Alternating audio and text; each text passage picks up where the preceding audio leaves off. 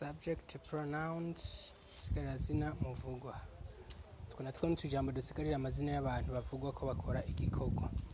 Hari akajambo I kansigarira jewe iyo ngomba kuvuga igikorwa nkora canke wowe ugomba kwivugira igikorwa ukora.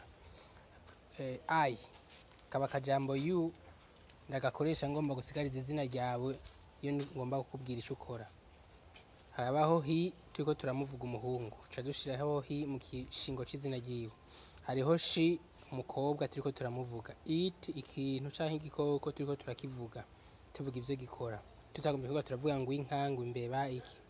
Hanyuma mu bwishi jewe I ncamba we tuba twebwe. Jewe na mwebwe n'abandi bose we.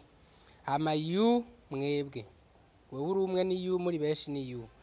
Hama he umuhungu umwe. Ari abahungu benshi tuko turabavuga benshi ni kuvuga kuva kuri babiri. Dukoresha they te na he iba they. Uvuga ni they mugabo hagati y'amenyo ururimi nturushira they.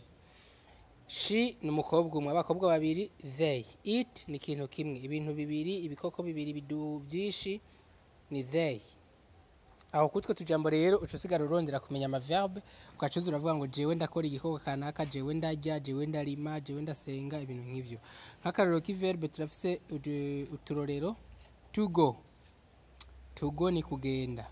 Ugomba uvuge rero ngo ndagenda ucukura ko to. Iyo to go tuyikura ko to acasigara go ucuvuga I go. You go. He goes. She goes. Gutyo. Hageze kuri he she na it verbe turongera ko s canke es. Verbe kurikira ni to come. Kuza. To come kuye ko to hacasigara come. Ndaje ucuvuga I come. Wewe uraje you come. Umuhungu araje he comes. Umukobwa araje she comes. Ikintu kiraje it comes. Twebwe turaje we come. Mwe muraje you come bo baraje they come. No kucugendera bigira. Baguha verbe cukura ko tukacuca ko tuya tujambo bivanye n'umuntu ugomba kuvuga. To sleep ni kuryama. Cukura ko tuwa cyasiga sleep tuvuga ndaryama I sleep. Wewe uraryama you sleep.